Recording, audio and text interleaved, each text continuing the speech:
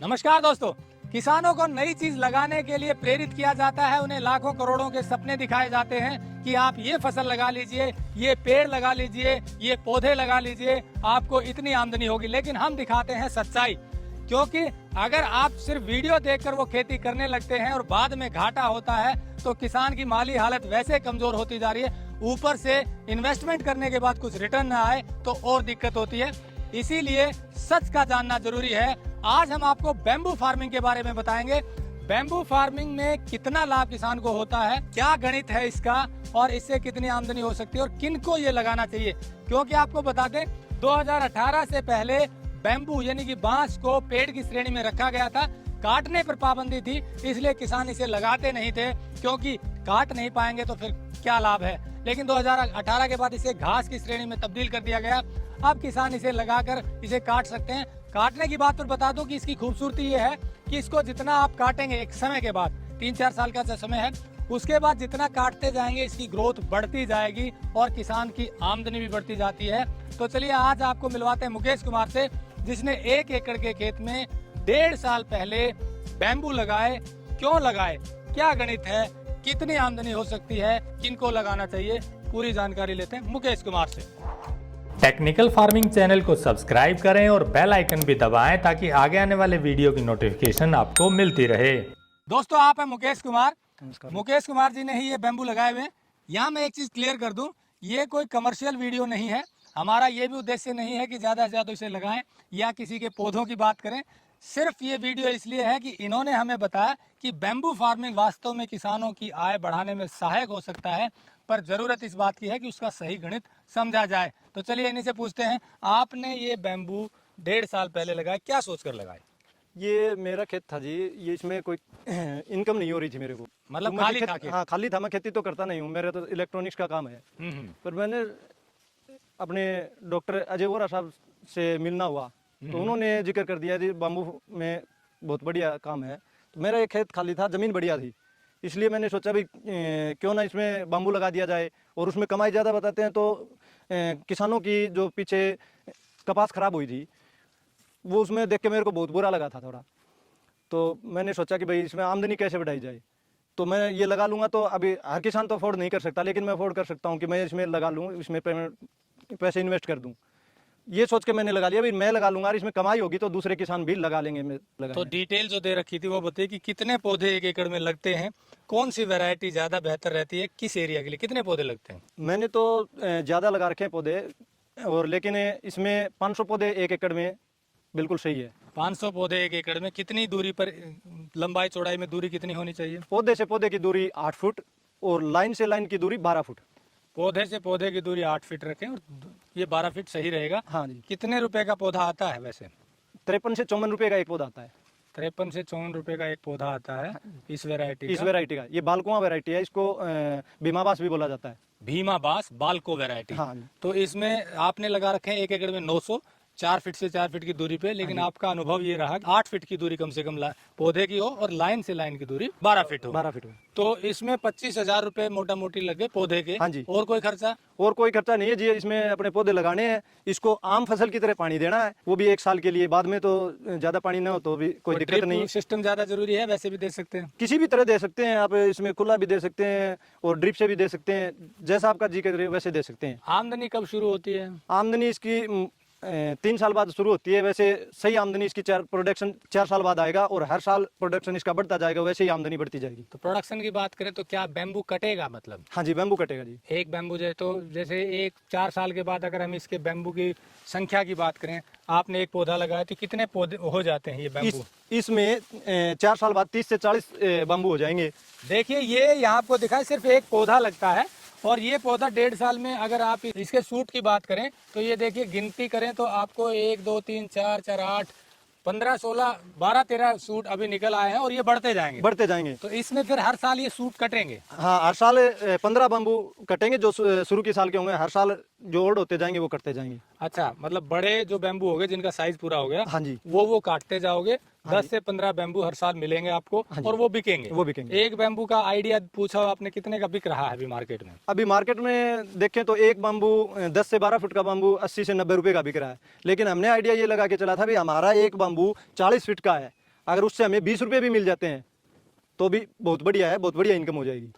आप मार्केट है 80-90 रुपए की, पर आपने मिनिमम माना 20 रुपए, 20 रुपये माना जी। और एक निकला 10, यानी कि 200 रुपए का एक पौधा हो गया। पौधा में। एक पौधे से आपकी आमदनी शुरू हो गई, और अगर 500 है तो 1 लाख रुपए की मोटा मोटी मिनिमम 1 साल की आमदनी आप मान के चल रहे हाँ हैं। जी। और ये बढ़ती जा सकती बढ़ती है। जाएगी। ये हो गया प्रैक्टिकल गणित। हाँ जी। ये कोई ले रहा है ऐसा कुछ आपने नहीं ले रहा है जी, मैंने पता किया है। अपने यहाँ पर मंडी है, काठ मंडी हिसार में, खूब लेते हैं। बाहर से आता है, असम से आता है वहाँ पर। अच्छा, असम मतलब बिक रहा है, बिक रहा है, खूब बिक रहा है। तो यहाँ अब ये तैयार होने लगेगा तो लोकल मार्केट में बिक जाएगा, और मिनिमम रेट तो आपने ही बताया, और ये आमदनी हर साल बढ़ती जाएगी। कोई विशेष देखभाल की जरूरत नहीं, कुछ भी देखभाल की आवश्यकता नहीं, कोई पेस्टिसाइड खाद वगैरह कुछ करने की आवश्यकता नहीं, निराई गुड़ाई कुछ भी करने की आवश्यकता नहीं है। बीच में जो जगह बच की खेती कब तक ले सकते हैं? आप इसमें 2 साल आराम से खेती ले सकते हैं। 2 साल तक खेती ले सकते हैं, चौथे साल इसकी आमदनी शुरू हो जाएगी। हाँ जी। अब सवाल ये आता है कि जैसे आपने शुरू में कहा कि आपकी माली हालत ठीक है क्योंकि आपका बिजनेस दूसरा है, हाँ जी। तो आपके लिए इजी हो गया। हाँ जी। एक किसान जो सिर्फ खेती पर निर्भर है, उसके लिए क्या संभावना है? उसके लिए तो मैं यही कह सकता हूँ, अपने खेत की मेड़ के ऊपर लगा दे, उससे उसको आमदनी शुरू हो जाएगी। और अपनी जो नॉर्मल फसल है वो मेड़ ही दे देगी आमदनी। जो नॉर्मल फसल देती है ना, वो उसके मेड़ ही दे देगी। या फिर 4-5 एकड़ है तो आधे एकड़ में लगा सकता है। 1 एकड़ से शुरुआत करके देख लो आप। 1 एकड़ में लगा हाँ ले, जी। बट उसमें 2 साल तक सब्जियां तो ले ही सकता है। सब्जी ले सकते हो। सब्जियां तो आप 2 फसलें तो ऐसी हैं सब्जी की, आप इसमें हर टाइम ले सकते हो। जैसे अदरक और हल्दी, उनको छांव की जरूरत होती है, और ये अपने आप में एक ग्रीन हाउस बन जाएगा।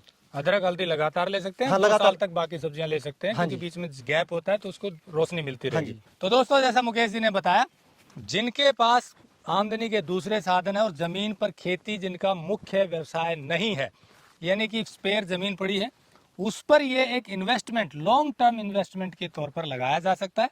दूसरा, परंपरागत खेती करने वाले थोड़े से शुरू कर सकते हैं। अब सवाल आता है वैरायटी का, वो अपने रीजन के हिसाब से आप चेक कीजिए, एक्सपर्ट से मिलिए। बैम्बू मिशन की वेबसाइट है, उस पर आप जाकर सर्च कीजिए, वहाँ के नंबर होंगे, उनसे बात कीजिए कि हमें इस रीजन में लगाना है, कौन सी वैरायटी बढ़िया रहेगी। एक पर भरोसा मत कीजिए, 4-5 जगह से वेरीफाई कीजिए। वैरायटी का चयन होने के बाद फिर जो पौधे लेने हैं उसको भी आप देखिए, क्योंकि 13 राज्यों में इस पर सब्सिडी भी मिलती है। पर सब्सिडी का कमाल देखिए, 54 रुपए का पौधा इनको मिल गया। सब्सिडी हो सकता है 100 रुपए से ज्यादा की, तो सब्सिडी ही है 120 रुपये जी। 120 रुपए की सब्सिडी मिल रही है। ये भी कमाल है सरकार का कि एक पौधा जो 53-54 रुपए में यहाँ लग गया, उस पर सब्सिडी 120 रुपए है। एक चीज और मैं बता दूं किसान भाइयों को, ये बम्बू है ना, ये किसी भी प्रकार की जमीन और कैसा भी पानी हो, कितना भी खारा हो, मीठा हो, जितना जैसा भी हो, 7 से 10 हजार TDS हो तो भी बिल्कुल बनेगा।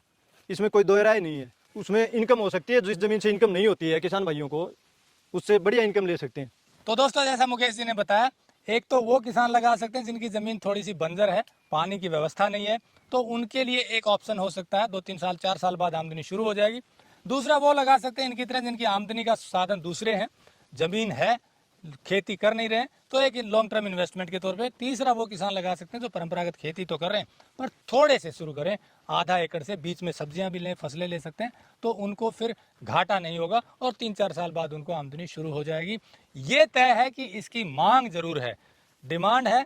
मिनिमम रेट भी जो 20 रुपए पे बिकेगा तो भी अच्छा रेट होगा। दिक्कत ये आती है कि किसान नई चीज़ों को अडॉप्ट करने में थोड़ा संकोच करते हैं कि पता नहीं यार क्या होगा, बाद में बिकेगा नहीं बिकेगा, अपनी जो चल रही है उसी खेती को करते रहे। इससे थोड़ा सा हटके कुछ अलग करने की कोशिश करेंगे तो जरूर बाद में आपकी आमदनी बढ़ेगी। एक चीज़ और बता दूं किसान भाइयों को, ये जो कुछ लालची लोग हैं जो अपने पौधे बेचने के चक्कर में डिस्टेंस कम करवा देते हैं, वो उनके चक्कर में ना पड़े। अपने हिसाब से, अपने विवेक से पौधे लगाएं। कुछ लोग ऐसा जरूर करते हैं, अपने पौधे ज़्यादा बेचने के चक्कर में डिस्टेंस कम करवा देते हैं। मतलब पौधे से पौधे की दूरी कम रखवा देते हैं। जैसे आपने बताया 8 फीट होनी चाहिए, 8 फीट होनी चाहिए, वो 4 फीट भी करवा देते हाँ 4 फीट करवा देते हैं। जैसे मेरे साथ हुआ है, मेरे को 4 फीट करवा दी गई थी दूरी, तो ये ज़्यादा गहराई ज़्यादा हो गई तो उसमें ग्रोथ कम हो जाती है।